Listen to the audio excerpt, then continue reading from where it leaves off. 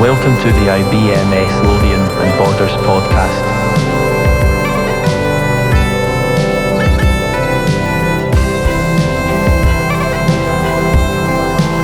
Is there enough bagpipe in that? Hello, my name is Mike Gray and I'd like to welcome you to the IBMS Lothian and Borders branch podcast.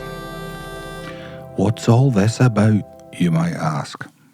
Well, for those of you listening who don't know, the Institute of Biomedical Science, which is the professional body for biomedical scientists in the UK, has branches in all corners of the country, and in the southeast of Scotland, where Edinburgh and the Borders sit, we have a branch. So this podcast was an idea from the branch committee to look at, in the first instance, at career stories of biomedical scientists. Why career stories? There is a lot of information out there on how to get into biomedical science, and there are some podcasts that focus on scientific topics. But from a people perspective, we often get very useful talks from senior individuals in the profession. And as interesting as they are, the committee hit upon the idea of listening to all levels of staff involved in biomedical science with the aim of capturing the stories of professionals you might not necessarily hear from, and to look at all stages of the career ladder. So each story, we hope, will be inspirational. Each story will have a message, and if anything, will highlight the myriad of ways that people get into biomedical science. So if you like stories and finding out about people, then stick around. What could possibly go wrong? Hello again. Today I'm here with Marc Collins. So, Marc, introduce yourself and tell us where you're currently at and what you're doing. I am Marc Collins, and I'm currently working as a specialist biomedical scientist in pathology at the Queen Elizabeth University Hospital in Glasgow. Ooh, pathology. As in histopathology? Histopathology, yes. Because, of course, there's that confusing story, isn't it? So, in Scotland, we call pathology laboratory medicine, generally. And in England, they call all of pathology, like hematology, biochemistry, bacteriology, etc.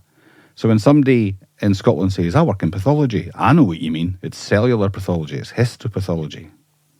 Which, by the way, to folk on the listening to this, that's looking down slides to try and detect cancer and various other anomalies in human tissue. So for any English people listening to this, Marc works in cellular pathology, not pathology as in the wider science. Sorry, I just thought I'd clear that one up there. That's entirely fine. Right, I'm going to try and do less speaking because I've been getting my fingers wrapped for chatting too much. So if we go right back to the very, very, very beginning, so pre-work, pre-anything, where did this all come from? How did you settle or start your direction? The funny story about that is that I didn't. Okay. My journey begins quite far away from any kind of biomedical science. My original ambition was to go into forensics. Okay. So I did a forensic biology degree at Strathclyde between 2004 2008, and then found out there were no jobs. So okay. Yeah, very hard to break into. The forensic science services just came apart down south. The police are one of the only people who hire kind of up here, and it was basically dead men's shoes. And no pun intended. No pun intended. Even just trying to get in at the ground level was an absolute struggle. As I was applying to the SPSA, I was trying to get in there. I didn't have enough experience. So I started to broaden my horizons and look for just more general laboratory jobs. And 2 years after that, in 2010, I was lucky enough to get an MLA post at the Glasgow Western. All right. Okay. So did you watch a lot of CSI as a child? When people have asked me this, I used to joke that I watched a lot of Unsolved Mysteries when I was a kid. And that's where it came from, I think. But yeah, sort of a true crime kind of aficionado back in the day. Okay, but back when you were at school, before you got to your first job, was science a thing? Was that where did that come from? I always knew that I wanted to go into the sciences, but specifically it was forensic science. But I sort of was pursuing biology and chemistry primarily, and I really enjoyed them. Sort of alongside. It was funny because in my sixth year when I came back, I wasn't doing sciences. I was doing like advanced history and advanced English. Okay. But it all balanced out in the end. No, absolutely. Right, okay. So you got what you got at school, and did you think at that point you went and did the forensic science degree, came out and flopped around a little bit after looking for jobs, applied for the MLA. I think we generally call MLAs biomedical support workers these days, don't we? Yeah. So an MLA, for anybody listening, is a medical laboratory assistant further back in time. And was that straight away within histopathology? That was straight into histopathology, yeah. Okay. Did you consider, I mean, would it have mattered really? At that point, I was sort of looking at it from a I need lab experience sort of point of view. And that was one of the only sort of jobs that was going at the time. But I think that sort of I wanted something that felt a bit more engaged, a bit more hands-on. And that's kind of what's always appealed to me about pathology. It kind of feels very, very involved. Yeah, absolutely. So you started that MLA job in the Western, yes? Yep, Western. Right, okay. And during your time there, did you start to think about what you might do next? How did that thought process work? I just started to get really comfy. It was very, as I say, very hands-on. Even though I was doing things like data entry and scribing for doctors, you were also getting sort of to like embed tissue into like paraffin wax. And when you're scribing for the doctors, they're always like so helpful, so engaging, and they're always going, "Oh, well, this is interesting. Look at this. Yeah. How about this?" And you're always sort of seeing those interesting samples. I sort of started to like volunteer to do like some of the like macro photography, and sort of set up the sort of stand and take like top-down pictures of specimens, things like that. So it was just kind of over time, it was just growing more and more on me. Just this sort of feeling of, I really enjoy this. This is quite interesting. And as we went on, 2 years after that, so 2012, we were getting ready to centralise into the Queen Elizabeth. Ooh. And at that point, they were talking about how they were bringing in like the Band 4 assistant practitioner role. Mm-hmm. And so at that point, I was kind of like, well, this is something else that I can go for. This is actually something I could potentially make a career of. Right, okay. So this is the Band 4 support worker, assistant practitioner, associate practitioner, sorry. Yeah. At the Queen Elizabeth. And so the difference between, so you got one of those jobs, yes? I did, yes. Yeah. So the difference between your previous job and the new job was what? It was a lot more. I keep saying hands-on, but you were so much more involved because now I was having to do actual microtomy. Having to actually cut the sections, float them out onto the water bath, get them on the slides, and it's more just as well sort of the broader range of tissues that were available. Like everyone had came here, there was all sorts of disciplines that I never had any experience of, and suddenly you're expected to embed them, cut them, and it was strange because when I started in the Queen Elizabeth, I was in sort of reception dissection, mm-hmm. and the first time I was ever in sort of core histology was when I got promoted. So there was a sort of like inbuilt culture shock. It was like everything was new to me at that point. Yeah. And so it was able to just sort of like take the whole thing in my stride. Right, but okay. There's so much more responsibility. And I don't think I quite realised when I first went for the job just how involved it would be in that regard. Okay, did you rotate between different sections like embedding and dissection and staining and... Yeah, it tended to be that you would, if you were in sort of the main core area, you'd be doing embedding in the morning and cutting in the afternoon, or spending a day cutting. And then at other points, you would get rotated into the other areas, like our immunohistochemistry area, Yeah. and things like that. So I did get to see a good variety as a four. And what level of training did they offer you at that point? The training was very comprehensive. It was interesting because I was one of the first fours in that department. So as we were learning, things were still being worked out in partnership at that time. So there was lots of sort of back and forth between the union and management over what was acceptable to do, what wasn't, where the lines were going to be drawn, because you don't want to devalue the six role either. Yeah. So it was interesting finding that sort of balance. And again, like sort of core to that is finding your scope of practice, knowing when to ask for help when there's something you shouldn't be working on, and just sort of planning accordingly. Yeah. I mean, so you were deep in the world of, and I mean, histopathology is incredibly skilled, but it can at the same time sometimes be a bit routine. It's like one block after another and so on, isn't it?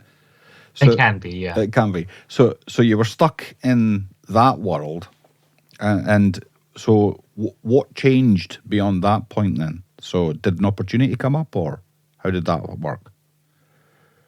So obviously I didn't come from a biomed background, so I had to sort of jump that hurdle first. There were opportunities coming up, but I couldn't go for any of them because I hadn't been back to uni yet. So the lab were great in supporting me for sort of pursuing my top-ups, and I went back physically to Cali, Glasgow Caledonian. Okay, yeah. And that was about 2 semesters, I think. I applied to get my degree assessed and everything, and it was about 5 top-up modules. That's not too bad, really. No, it was decent. Right, okay. And Glasgow Cali provided all that because they've got an accredited degree, biomedical science degree course. This is in Glasgow for anybody listening. Okay. So how long did it take you to get through that? Well, 2 semesters. So how long is that? Basically about what? 1.5 to 2 years. Yeah. Right, okay. So during that time, you were in the band 4 role. Yeah. And your workplace supported you to do the top-ups? They did, yes. Okay. Did they support you financially as well? We're getting into money now. This is where you say Glasgow's a great place to work.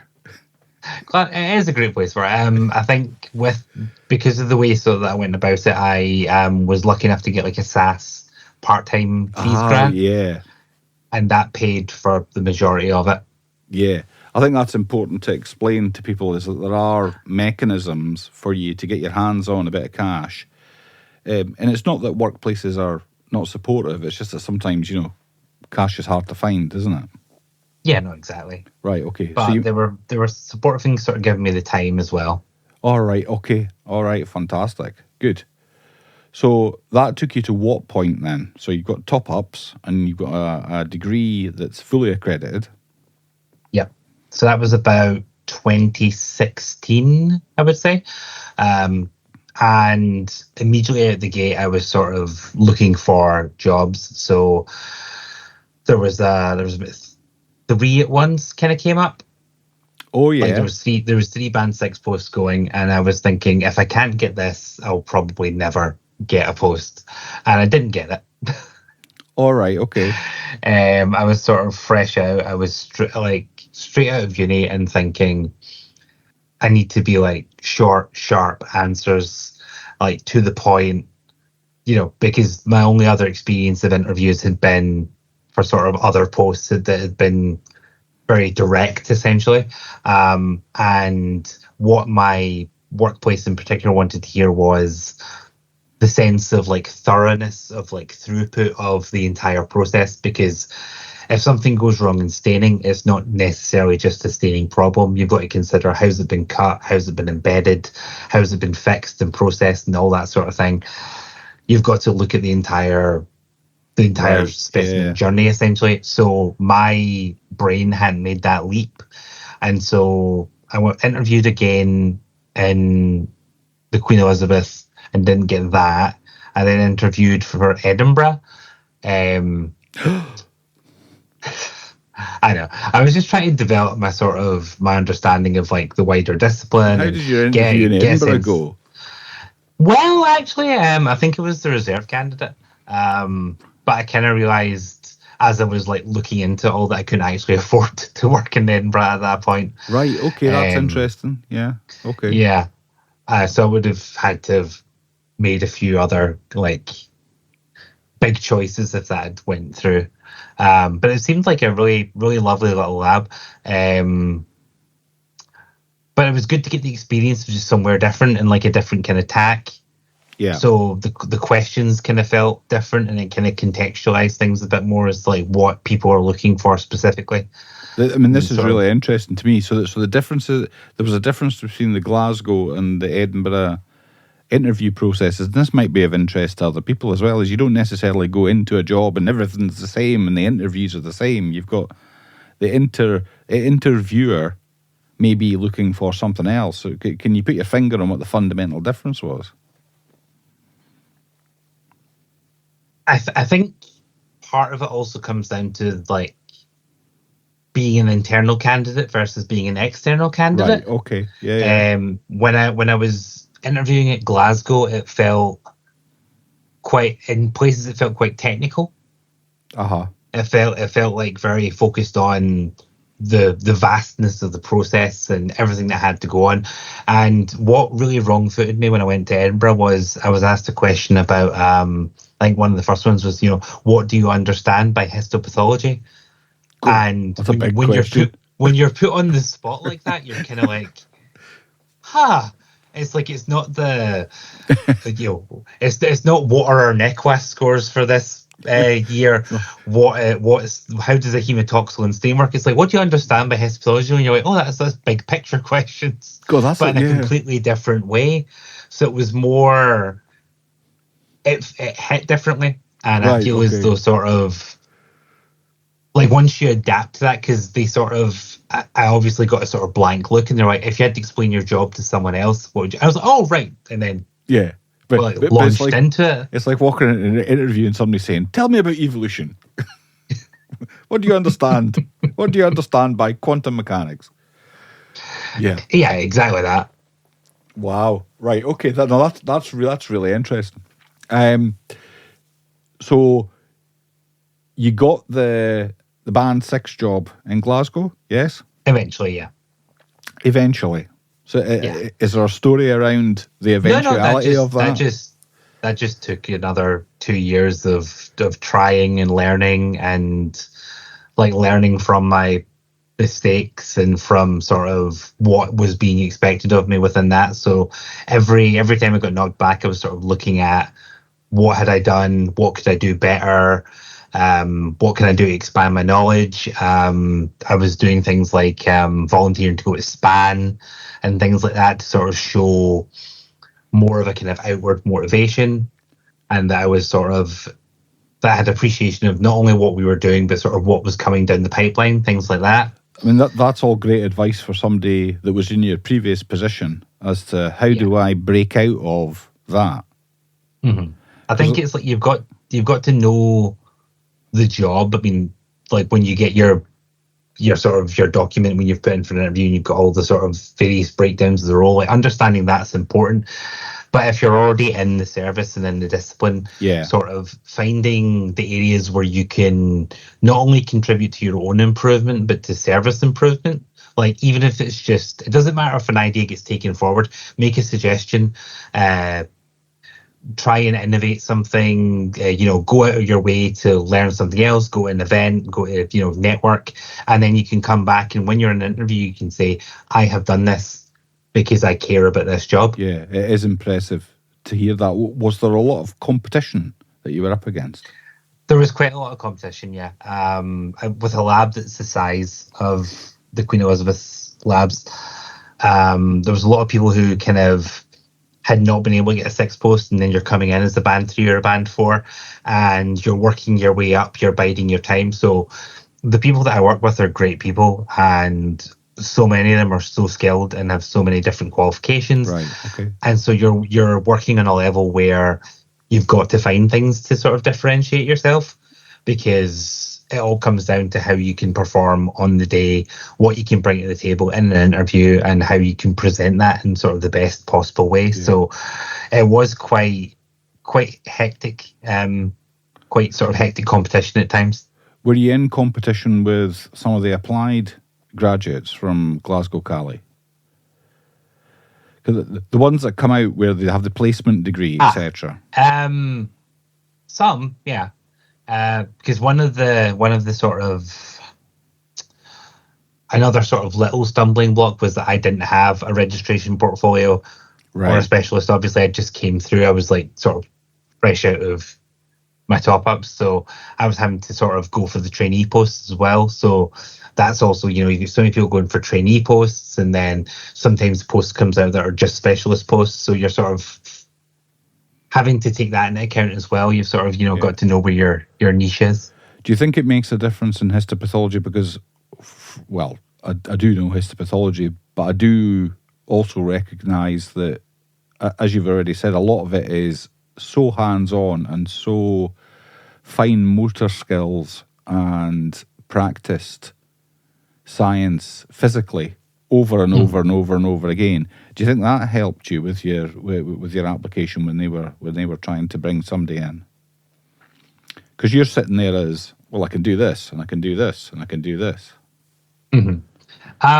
Yeah, I think definitely, yeah. There's been a lot of kind of nice moments of transferable skill. So I mentioned before that when I'd been a band 3 at the Western, that I'd embedded as a band 3. When we all centralised, part of the sort of the role kind of delineation that had been decided was that band 3s wouldn't embed. Okay. But then by the time we got to me going for a band 4 role, I could say, well, I have previous embedding experience. I've never touched a microtome, but that's something you can teach in time. And then it's the same thing as we developed out the sort of band 4 role. By the time I got to applying to 6, I was like, well, I have cut all of these different things, and over time I have developed more skills. I've been able to cut like routine biopsies. I've been able to cut like larger skins, things like that. So you're bringing more and more of these skills forward. And again, it's just another sort of arrow in your quiver, knowing where your strengths are, what you've learned, and what you can then develop that into. So saying, I've transferred biopsies, I've cut biopsies, I'm used to working with small, delicate bits of tissue. And you can say, so I feel I could cut cores to precise and, good quality later on. Somebody once told me it takes about 4 or 5 years for a microtomist to be judged worthy. Does it? Yeah. I think you've got to earn at least one scar. It's like a proper apprenticeship. It's like a proper, isn't it? I mean, absolutely. You've got the science behind it, but the fine motor skill and the. I mean, somebody once described it to me as it's like making a watch. It's that delicate, and you've got to be aware of your surroundings, and because for those of the people that are listening to this and thinking, what are you talking about? We're talking about the bit where you put a very, very, very, very sharp blade through a block of tissue to get a 3-micron wafer-thin slice of tissue, so that it can be put on a slide, stained, and then a pathologist can go, ooh, it's this, isn't it? That's my 5-year-old explanation of the most of histopathology. Right. So I'm led to believe that so in Glasgow they don't have band 5 roles. So you would have went from, correct me if I'm wrong, you would have went from a band 4 into effectively a training mechanism in that band 6 role. Is that right? That's right. Right. Okay. So how long did it take to? Because and again, I'm paraphrasing here, but I think Annex 21 is used Annex 21, yeah. in Glasgow. So effectively, you're training to HCPC level within Annex 21. Is that correct? Yes, that's right. So when I finally got a trainee post, I started my registration portfolio Right. Okay. to get HCPC registered, and that took basically the full 2 years. And during that time, for the first year, you're at sort of 60% of the top of a 6. Yeah. And then the second year, you're at 65. And then once you start the specialist, you're into then 70 and then 75. And then that's the sort of mechanism used there rather than having band 5s. Yeah. So the registration was fine. That was 2018 into 2020. Right. Oh. Early 2020. Well, So we know what happened then. We do, yeah. So as I was gearing up to start my specialist, COVID happened, and then we had all sorts of restrictions on training. Rotations were suspended. So I was sort of trying my best to sort of take the challenge as an opportunity and to kind of work around and through that. So we did sort of early doors kind of evidence and sort of things like about what kind of fixatives we use, what kind of decalcification methods we use, things like that, while we were waiting for everything to get up and running. Because it wasn't just that we weren't doing things internally. What we were told was that there was no one in the IBMS offices. And so my application was sitting somewhere waiting to be read. Well, I hope you're listening, Cold Bath Square, to that story. Right. No, okay. but they did very well, and we got it by about, I think, June, July, and then it switched over to the digital portfolio as well. Yeah, of course. So that's good so far. So you then got the HCPC ticket, yes? You're tickified. Yep. And then you're on to your specialist training. Would that be right? I was, yeah. So how did that go? It was difficult, I think, just as I said, there was the aforementioned sort of delays and working through COVID, and I think that took a toll on everyone. So we were sort of slowly got off the ground, and then it sort of ran over a bit after that, just with like general life and staffing pressures and things like that. It's all the goodwill in the world, and then life kind of gets in the way, unfortunately. So we're sort of trying to work through that. We had people who were off sick and long-term sick and things like that, and just staffing issues and various things like that. So working through and around that was another sort of challenge. But I feel as though everyone was always very, very supportive. Like my training officer was always incredibly supportive and was always aware of if I needed time or advice, and sort of a very much an open door policy. Excellent. And I am anticipating the answer is that you finished that successfully, yes? I did, yes. And when did you finish that? Quite recently, in fact. The 9th of January this year. All right, well, congratulations. Thank you. So that's you now in a fully fledged specialist biomedical scientist post in histopathology. I am. The Queen Elizabeth Death Star. Glasgow slang for the Queen Elizabeth Hospital. And it is a lovely... It is daunting. It is a lovely laboratory building. And us people in Edinburgh look over the horizon at the glowing star that is Glasgow every week to go, if only we had that space. It looks absolutely lovely. I have been to see it, but that was a number of years ago, pre-pandemic, and I was there to see Isabel, the previous manager. She's probably before your time. I think so. And I went into a building that actually had a reception desk that said laboratory medicine, and I was asked to take a seat, and somebody descended from a lift to come and see me. Right, okay. So that's you up to date. Yep. In terms of where you may think of going next, have you had any thoughts? There's a few different options that I'm considering. I'm very interested in sort of like BMS dissection that's coming through. So being involved in like actually dissecting the tissue. We run the dissection school at the Queen Elizabeth, and we have a number of advanced practitioners who are doing like sort of more and more complicated tissues. And I know that there's plans to bring in like sort of a role under that. So I think at some point going for something like that. And I know we're considering like BMS reporting as well at some point going forward. So it's quite good to see those opportunities. And we're also piloting the digital pathology. Yes. Which has got a lot of really interesting like practical applications. And one of the teams that I'm working in at the moment actually is sort of shifting over to fully digital QCing and block checking. Oh, right. Okay. So not just for the pathologists. But for us as well.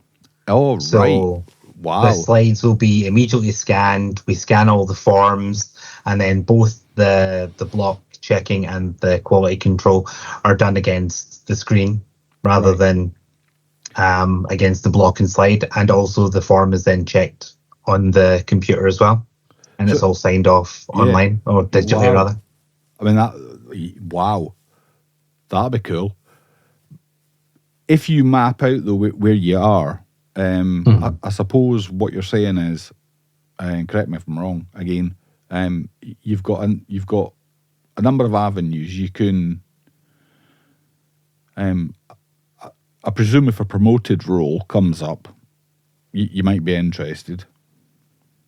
Yeah, so just again, it's all about doing a bit more groundwork. So I'm looking into weighing my options between like the doing a master's or doing like a higher specialist diploma. Yeah, just some way of sort of again like self-development essentially. Because histopathology is diverging quite a lot at the top end.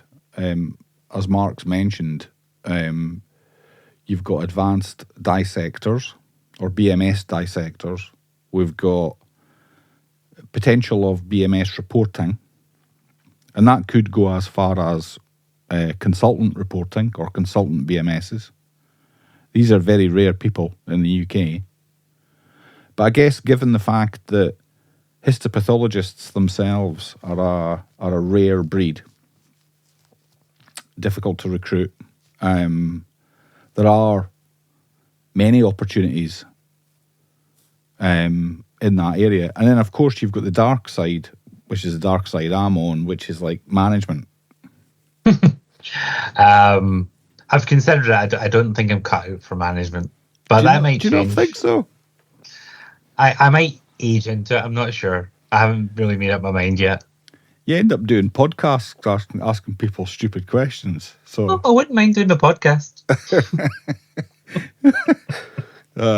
It's not for everybody. You're right. So as a BMS then, if I was talking to somebody that was listening to this and thinking, well, this is all confusing, what have you got? Well, yeah, you've got a management route you can take. You've got an advanced BMS route you can take. You've got a consultant potential reporting on cases route you can take.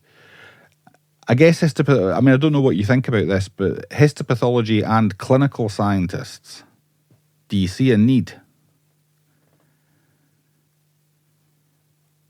Absolutely, I would say.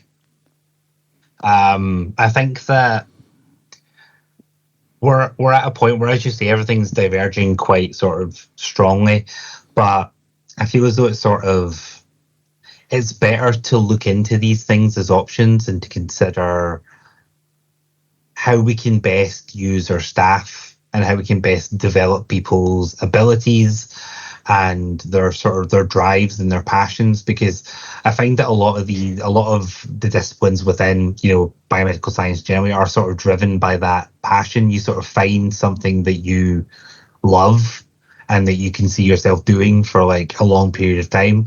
I've been in the NHS going on 15 years now, and it's one of those things that I never it's the longest job I've ever been in. And it sort of always brings me something new in terms of something to like appreciate in a new light, or to learn, or to, attempt. And I feel as though if we can sort of mine into that passion and develop that, then, we'll be able to find all these different niches, these little areas where people can thrive. And that can help us to deal with, increasing workloads and, sort of catching up with everything post-pandemic. Yeah. Histopathology sometimes gets a rough deal when it comes to the rest of the ologies in laboratory medicine. Now, what I mean by that, it can be seen as, well, primarily your 9 to 5, yes? Ish. Yeah, the occasional late night. The occasional late night, and not much at the weekends, no? 1 in 5 right, Saturdays. Okay. 1 in 5 Saturdays. Is that a whole day on a Saturday? Just a 4-hour shift, so 8 till 12. Okay, yeah. And that's our sort of out of hours service. Right, okay, got you.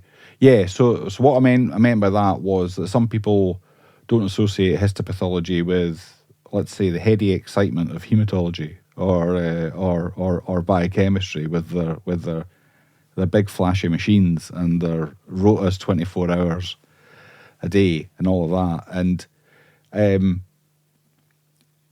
do you think histopathology is where you are likely to stay? I'm trying to cack-handedly ask you, is what is the advert for histopathology? I.e., why histo? And how could you persuade somebody that was looking at biomedical science that actually histopathology doesn't have a bad press? It's quite cool. If I had to do that, I would say it's a discipline where you'll see a lot of interesting things. You'll learn a lot of interesting things. It's engaging. You're always doing something. There's sort of variety within the course of a day. There's a lot of different kind of tasks that you'll take on. So like things like embedding, like cutting, quality control, all that sort of thing. You can then specialize within that. You've got your sort of advanced staining areas, enzyme histochemistry, immunohistochemistry, special stains, all that sort of thing. I feel as though there's a lot of people who I've known now for years and years who have found their niche. It's sort of there sitting as like this sort of font of wisdom in this one area. Yeah. And you can go to that person and say, you're the guy who does this. And I feel as though everyone has the opportunity to find that for themselves, because it's such a broad discipline. You're doing so many different things that even though it's routine, you'll always find sort of ways to differentiate it out and to make it your own. Yeah. I mean, I think, yeah, absolutely. I guess the other side to that is that histopathology in the UK, so there's a very, very big growth area of private companies that offer histopathology. Much more so than the likes of biochemistry and hematology. And I guess that's because of the backlogs in various histopathology departments across the UK. Mm-hmm. There's a lot of growth there. I mean, would that be an avenue that you would consider? Because it'd snap you up. I mean, entirely possible. I don't know. I like kind of...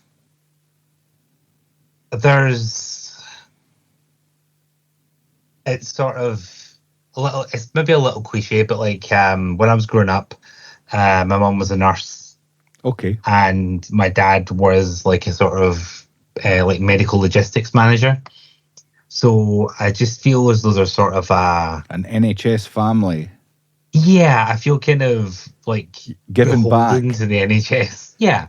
And it's not just giving back to the NHS. I just like that the NHS gives back to everyone, and you're playing that sort of role. You're like a cog in the diagnostic machine, but you're at the end of the day, you're making someone's life better in quite a direct way. Right, okay.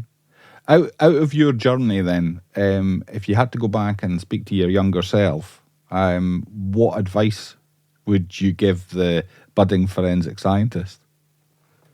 There are no jobs. They're going to tell you in second year, get out while you can. Do biomed. Do biomed. It's as simple as that. Basically, I think it would have cut out a lot of the sort of the faff, as it were. Right. Okay. And while we're closing in on the end, because don't worry, the torture is soon over. Oh, that's been lovely. You've got so Mark's sitting in front of at least 500 books in the background, and various boxes of things that look based around, I don't know. I saw a couple of graphic novels, but you can explain what you do when you're not slicing tissue. So when I'm not working in pathology, I, as Mike said, I read quite a lot, but I also write sort of tie-in fiction for Games Workshop. Right. So Warhammer sci-fi novels. Really? Yeah. Is there anywhere we can get our hands on this? Because I'm a sci-fi nerd. So they're available through the Games Workshop website, which is warhammer.com, but you can usually find them through a lot of different book providers, Amazon, Simon & Schuster, Waterstones, that sort of thing. So are you on the Kindle store with some stuff? I should be, yeah. That's what I'm going to do just after this. Thank you very much. Absolutely. You don't have a pen name. Do you use your normal name? Just under my own name. Okay, yeah. Right. You haven't called yourself Methuselah of the Dark Ages or something. I might have to now. Seriously. So there's a shout out there then. If you're into your sci-fi, your fantasy sort of stuff, I certainly am. That's me. Went down a few pegs in people's estimations over the course of that sentence. I'm going to look up Marc Collins on my Kindle app and on Amazon and see what I can come up with, and I will be purchasing one of his pieces. And so there you go. I mean, what we're saying there is being a biomedical scientist isn't a completely boring thing. We are human beings too, and there are other things that we do. Absolutely. Anyway, we've reached the perfect length for a podcast, which I'm scientifically told is around the 38 to 42 minute mark. So with that, and not to bore anybody that's listening to this on their commute, we'll say cheerio. It's been an absolute pleasure, Marc. Thanks very much for taking the time out to tell everybody your story. It's fascinating. Thank you very much. Thank you for having me. Yep. And with that, it's goodbye from me. And goodbye from me.